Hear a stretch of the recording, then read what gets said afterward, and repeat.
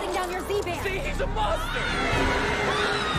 In Zombies 2, the sequel to the 2018 blockbuster TV musical of the same name, traditionally frightening monsters like zombies and werewolves received the Disney touch. While the zombies have been integrated into the Seabrook community, they now face a new kind of outsiders, werewolves. Trying to win an election for my people, for you, so we can go to prom, so we can be accepted.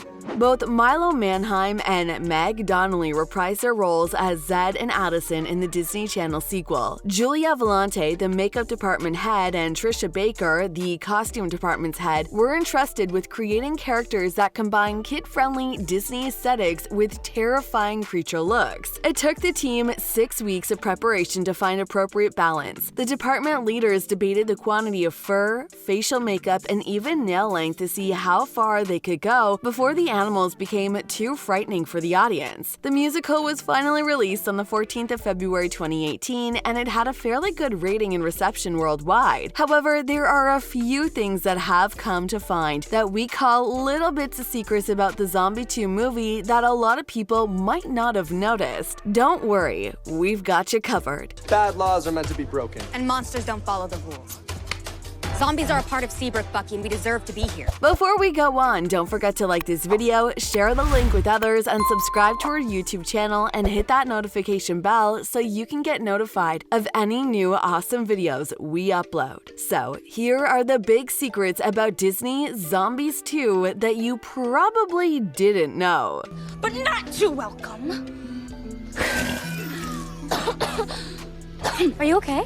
The Zedison smooch at the prom, aka Seabrook's equivalent of prom, wasn't a one-take event. Unlike the kissing sequences on Stranger Things, Milo and Meg allegedly kissed at least 8 times while filming, according to Meg. "My nose was a bit squished one time, and then his face was kind of covering mine the next," Meg explained in an interview. She said that the kiss had to be precisely aligned, though it was a lot of fun, and it had a touch of hilarity to it. Consequently, the cast, crew, shouted and cheered for the performers after they kissed. Thankfully, Meg didn't find filming the scene strange, despite the fact that Milo is her BFF ever since the first meeting during auditioning. He made her feel completely at ease. The performance didn't have enough time to film the entirety of Zombies 2 in order to prepare for the kiss sequence at the finale. Instead, as soon as production began, they got right in. Most films aren't produced in chronological order. We shot it during the course of the first weekend of filming, so it wasn't the same as the last scene. We're good now that we've gotten that out of the way, Meg said. While all of the dance movements were clearly choreographed, Milo and Ariel both commented on how each zombie and werewolf were given the free rein to diverge somewhat from the basic moves. According to Milo, it may appear that they were all doing the dance together and it was all synced, but everyone had their own personal touches, adding that he appreciated how the unique dancing moves correctly mirrored the type of monster each were representing, i.e. zombies and werewolves. You'll understand what he means if you watch the dance routine for "Do It Like the Zombies Do." Joining a large project can be nerve-wracking, but joining the second installment of a major Disney Channel franchise can raise the stakes significantly. Naturally, Ariel was nervous, and to make matters worse, she was 3 days late for rehearsals in Toronto, where the first installment was also filmed. She had rehearsals the next day, but she received a text from Meg welcoming her to the country, which helped her nerves calm down a little bit. Ariel bumped into Meg, Chandler Kinney, Willa, and Pierce Josa Wyatt the next day at work, and they all assisted her in learning the routines she'd missed. They had a game night the next day, and it was almost like they were all family. Meg and Milo, as well as everyone else from the first film, did an excellent job of making them feel at ease in an environment where they normally wouldn't feel at ease. Because they got along so well, it was a lot simpler to take up the dances and songs and act together. Milo mentioned in the first Zombies film that the actors portraying zombies were able to alter their character's appearance and style, whereas the actors portraying humans couldn't, since the zombies were all unique in their own way and humans are more uniform. There was also the case for the actors portraying werewolves in Zombies 2. Each werewolf was required to wear certain items, but they were free to alter and embellish them as long as they remained true to their persona. I think Addison meant ow.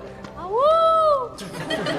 Ariel came up with the idea to add spikes to Winter's shoes as well as a large wristband with gobs of faux fur around it that none of the other werewolves were, because Winter is eccentric and follows her own beat. Chandler wrapped a wrap around Willa's leg because she was the pack empowering leader, according to Ariel. It was worth noting that each werewolf has their own moonstone. None of them are identical in appearance and they're all distant forms and hues. As a result, everyone was able to personalize their character from the inside out. Being a werewolf necessitates coming out at night. Thus, some cast members had to film important scenes around bedtime. When you watch TV, you could imagine that particular events took 2 seconds to record, but they actually required several hours, even though the material you see on screen is only around 10 seconds long. And sometimes, even if they weren't required to be present, cast members would just stay up all night. Meg wasn't in the scene where the monsters forced Seabrook to let them attend the prom, but she stayed on site because it was Trevor-Tordjman, Bucky's final day on set. When 17 first spoke with Milo about zombies in 2018, they were curious, as we all were, about Zed and Zoe's Kingston Foster's mother's past. We met their father, but we never hear anything about their mother, and it appears that this is exactly the situation throughout the production of Zombies 2. Milo stated that the cast casually discussed it on set, but there are no references to her in either film. Perhaps that might be a story point if we do a third, he remarked. While Milo suggested meeting Zed's mother as a potential plot hook for Zombies 3, Meg and Ariel had other ideas. Vampires, mermaids, and aliens were some of the things they'd like to see join the strange hamlet of Seabrook. Aliens seemed to make the most scenes based on the film's cryptic finish. Just a thought. I think they should just bring everyone in the third one, Ariel suggested, while Meg joked about how every fabled creature was real. Everyone is welcome, said the group. Werewolves go into attack mode when they feel threatened and their eyes flare and intensify. It's a cool aesthetic, but it was entirely created in post-production using special effects. Actors weren't required to use contacts to aid intensify the illusion, but Ariel did mention that her character became sicker during the film as the Moonstone's power weakened. She had to wear pale makeup to look the part, because zombies, you know, undead and all, this looks like a lot of zombie makeup. Zombies 2 rehearsals lasted 4 hours, much like the previous film. It takes time to perfect dance moves, doesn't it? The cast had a lot of game nights while filming the movie, playing games including Categories, Contact, Mafia, and Bananagrams. Bananagrams seemed to be the most popular game, and Milo stated that James Godfrey Bonza was the best at it. Isn't it intriguing how the actor who portrays a character who basically speaks his own gibberish zombie language is actually a fantastic word game player? The cast also had pool parties and dance parties just like they did while filming the first one. To be honest, it kinda sounds like filming was a lot of fun. The second installment of the movie was packed with loads of messages, but one that really packed a punch was at the end of the day, you should accept and love yourself, as well as all of those who are different from you. Differences bring new things, new ideas, and new opportunities, so it's always a good thing. So there you've got it. The secrets you missed in Disney's Zombies 2. Don't forget to like, subscribe, and switch on notifications so you don't miss any new videos. Till next time, bye!